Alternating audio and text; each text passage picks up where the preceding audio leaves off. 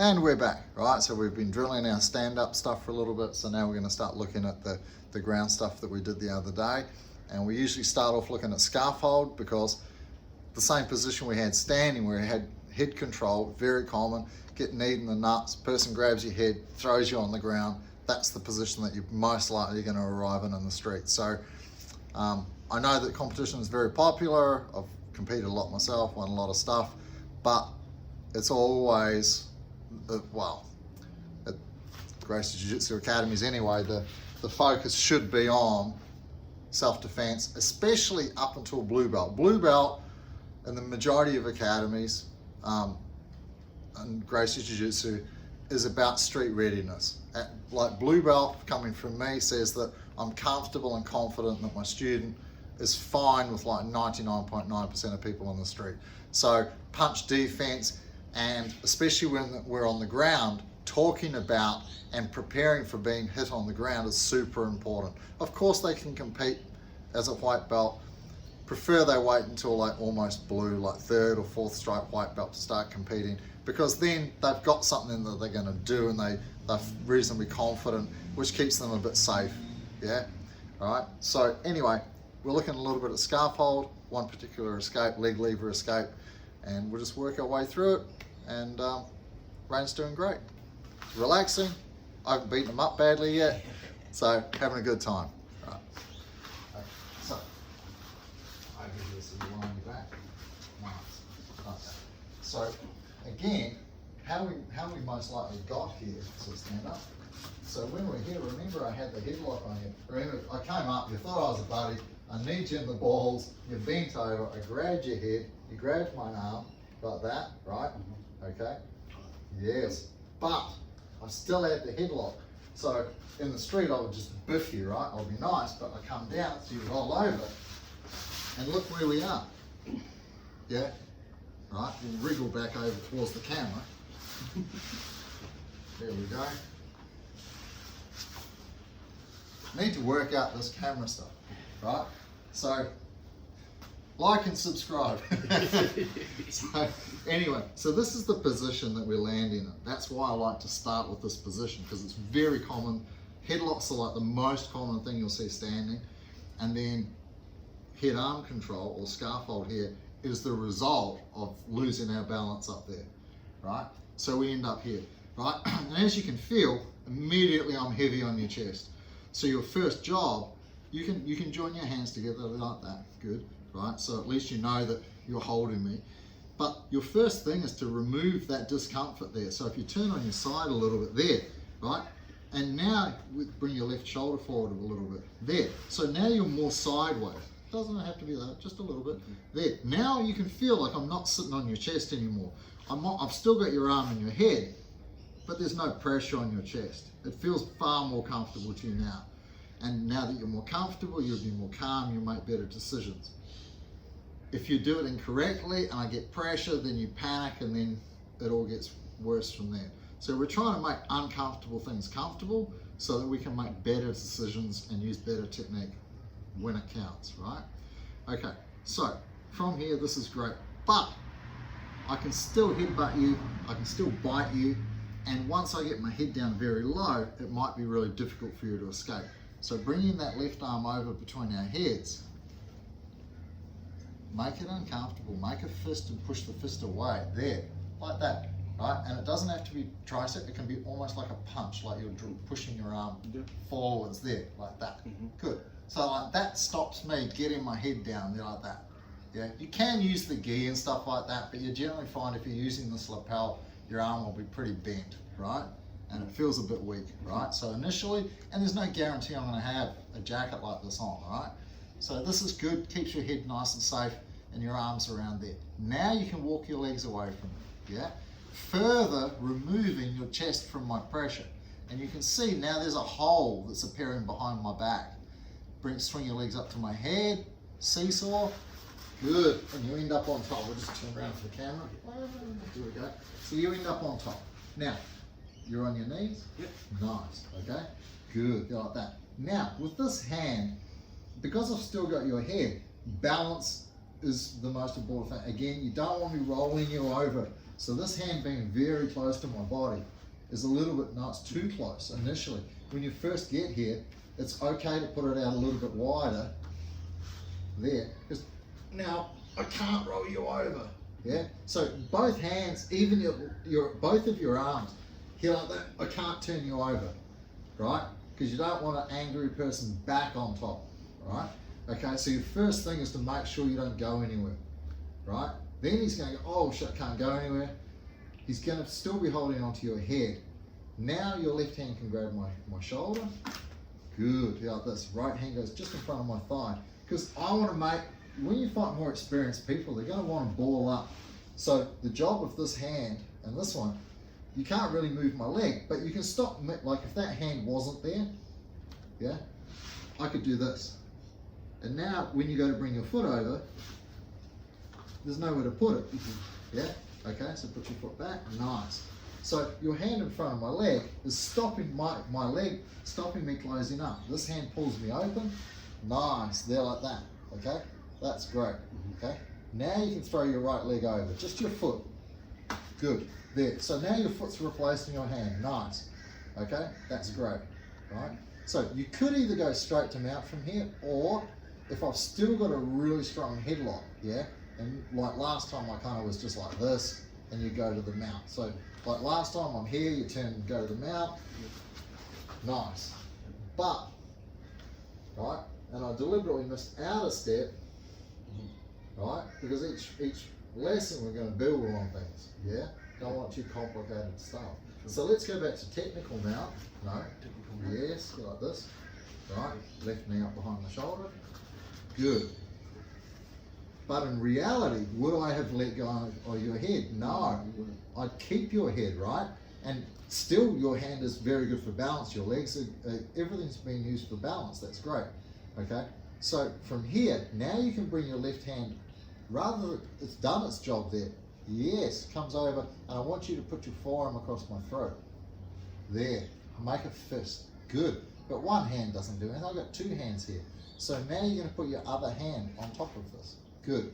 Now, if you just push down and lift your head up, what happens? Do it hard. Do it hard. Nothing happens, right? Okay? Especially with a determined person. Right? Okay, so change over. Let me show you. Right? This is where technique matters. Right? So from here like this, same position, you're the bad guy. You're here like this, you've got my head with two hands like that, right? So see I'm here, I've got my balance, right? Okay, I put my arm here, I put my other arm here, look, nothing happens. What if, yeah, I start to soar? Yeah. Are you gonna let, yeah, and he lets go, amazingly, pain works, right? Okay, so, move back a little bit. So, this can be the magic square, we know where it's going to be. So rather than just pushing down on one set of nerves, when we start doing this, we go across bundles of nerves, yeah? Right? Okay? I felt it. Yes, yeah. Right, you feel it. So you're just doing like a figure eight motion, but rather than using just your arms to push, you're leaning with your body. So you go, and you grind it into the neck. And then it's real uncomfortable. That's how you separate the arms in that position, all right? So let's go back to that position and revisit it. Good, you can throw the leg over. You've got technical mount, you've got your balance down, which is great. You've got everything on the ground at the moment is for balance, right? So I can't roll you over, everything's good. Left hand there, right hand goes through, good. And no, sort like figure eight.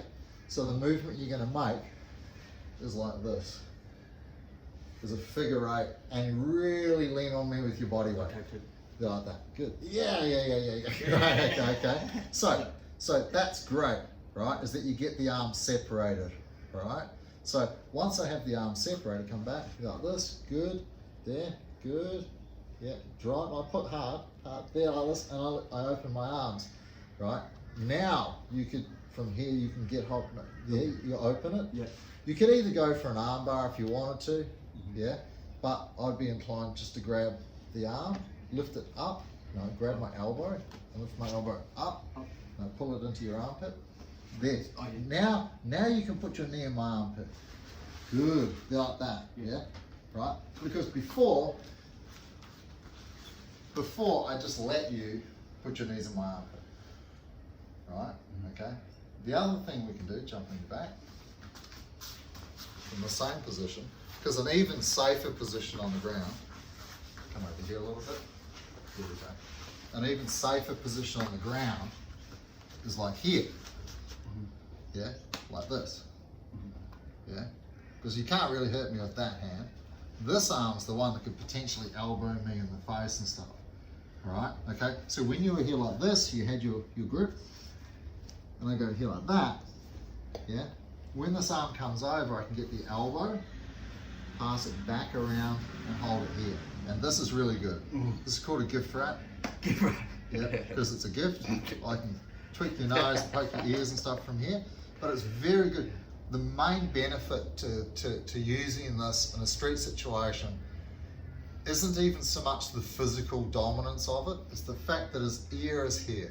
And having used this in a number of times in loud nightclubs, it's really useful that I can talk to it, because then I can start to, look man, like what's your problem? Like, and then he's like, I saw you dancing with this girl. I go, well that's my sister, I didn't know you were dating her, like whatever it is. But because communication's important, if I just immediately start smashing him, I'm not going to solve the problem, right?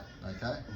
Okay, so from here the best thing is that your ear is here, and even if it's loud, and I can look around, yeah, I can get up and run away if I need to. And if you do want to escalate, if you do want to smash him, you can do it. If you want to put him to sleep, you can do that from here. You've got, you've got very good control from this position. So, but for me, the main thing is that his ear is here, yeah, right? You don't have to worry about this arm too much. You can step on it, or you can kneel on it if you want to. If you like that, right? I can pull it over here, stick it right inside there if I want. Wow. Yeah, right. But the most important thing to me is that I can talk to you here, is that your ear's there. Right? Okay. So let's have a look at that. Right. So we'll start in the technical mount position. So throw just your foot over. Good. And you've got your base down. Good. Hands down. No, hands down for base. Balance first. Always balance first. Good. Okay. Then you get comfortable with your balance. Left hand makes a fist. Right hand comes through the inside, connects to it. Drive hard, no hard, like do it. Yes, there. I separate my hands. Straighten your back. Use your left hand to push my elbow across. No, across my face. Yes, there. Good. Grab the wrist and put your hand cupping my elbow, and then put your elbow against the inside of your knee. No. As you work your foot, put your elbow in. There's a little dent. Yes. Okay. Let me show you why. So move your elbow up. No, away from your leg. There. See, if I'm strong, no, hold my arm. Don't let my arm move. Yeah, it's hard, right? Now connect it to your leg, and now turn your knee in. There. Wow. And now push with your hips a little bit. Just towards me, towards the arm. There. So use your hips to push. There. Now I'm fighting. Turn your hand around a little bit like that. That's good. Cool. Elbow in the there. So now, look, even if you let go of this. See, I can't move it. As soon as your knee disconnects from your elbow, now I can move my arm, right? So, you know how I said the very first principle that you want to try and get in your head when you're learning is more versus less, which is really the most important principle of Jiu-Jitsu, is that the more of his body he can place against less of mine, the less our body weight matters between us, the less that my strength will matter against him if he does it correctly. So with just his arms here, even if he has two hands, without that connection, it's still hard for him. Yeah, there's a lot of movement there, right? Okay. As soon as he connects it to his knee, now it's two hands and a leg plus his hips and the body weight from his lower body.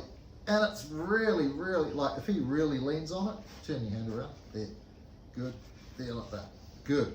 See, it's such a strong connect, it's very hard for me to move my arm, right?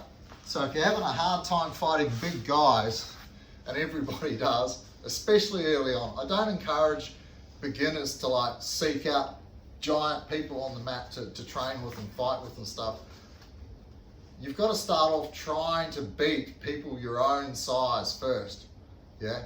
And after you've been at the gym for 6 months or so, and you're starting to learn things like arm bars and stuff, I would even encourage you to seek out people smaller, yeah, that you're not threatened by, yeah? Because then you can practice. You don't have to like try and wrench the arm bar on. Practicing on like teenagers or young kids and stuff is fine, yeah? Because you're not threatened. You're not having to rip it on to try and get it. If you lose it, that's fine. You're not going to get stacked and smashed. So I encourage my students to practice their live sparring attacks with smaller people, and then slowly work your skills up as your nervous system becomes used to that movement. Yeah, like drilling is great, but when you go to live spar, it's kind of like boxing, going from hitting a punch bag where it doesn't move and it's just there, and that's kind of like drilling on the spot. And then you go from that to hitting the mitts. Yeah, so then you've actually got a physical person there with mitts on, and now you're hitting smaller targets.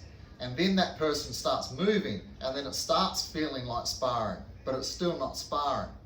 And then the last step would be to go into the ring and actually physically start sparring with people, yeah? And when I boxed, so as a jiu-jitsu coach coming from a lot of other martial arts, I've looked at all the other different martial arts that I've done and tried to take the learning concepts behind them that they kind of take for granted, it's just the way they do things, and employ it into jiu-jitsu to help people learn better.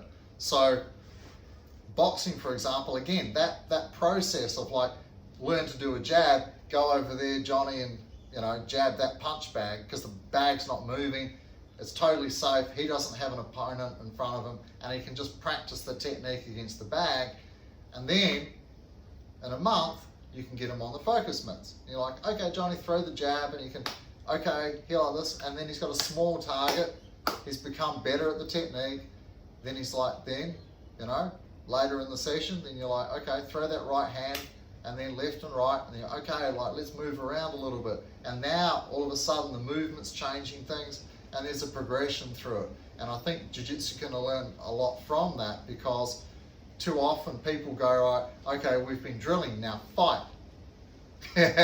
So you've gone from static drilling with a person all the way to sparring, and it's a giant leap for a lot of people, especially beginners. So I think it's really useful to drill, of course, but then even getting the person to move around a little bit, to simulate some movement, and then get some control and slowly make your way through, so that when you go to sparring, it's kind of more similar to what you've been doing, not like this giant leap. Anyway, there's lots of ideas. And the idea of like drilling things a lot, or choosing too many techniques, so doing judo, for example, yes, there's like 150 throws that you have to know to get your black belt and stuff, but by far the majority of judo practitioners will specialize in 2 throws. A forwards throw and a backwards throw based on their body type and who their opponent is, whether they're taller or shorter. So they might have 4 throws, 2 against a tall person, 2 against a shorter person, and they really drill the hell out of them. And there's a lot to be said for that too, right? It's not overcomplicating your game too early. All right, so let's start in scarf hold. Good, all right. So the first thing, I'm blowing on your chest, so what's your priority? First thing, get on your side and stop the headbutts. Yes, like that, right? So now you feel safe here. Yes, I could still punch you, but we'll go into punch defense in a minute, right? Or next session probably, right? So we're here, even more on your side a little bit, turn more on your side. There, good, okay? Now you can start walking away from it. Good, now you can feel the hold. Leg lever, legs up, nice, up on top. Good, we're here like this, good. So first thing is balance. So don't worry about being too close to me. Left hand down, 2. Good, so first thing is you have balance, nice. And I'm gonna hold on to this head so you can feel it. So now, technical mount, just move your foot. Try not to step with giant step with your whole leg. Good, that's nice. So now you've got balance. Left knee a little further up my back. Good, you've got good balance, nice. Okay, now the left arm can come in front. Good, now you're starting to pin my head to the floor. Good, yeah. Now the right hand joins it. Good, lean on my neck, lean. There, good, saw it. Good, it opens. Push the arm across. Nice. Focus on controlling the elbow. Like this. So you're pointing your fingers down my forearm. Yeah. Nice. Okay. Elbow connection to the leg. There. Now you've got that. Happy days. Beautiful, huh? How good's that? That's good. Go quickly.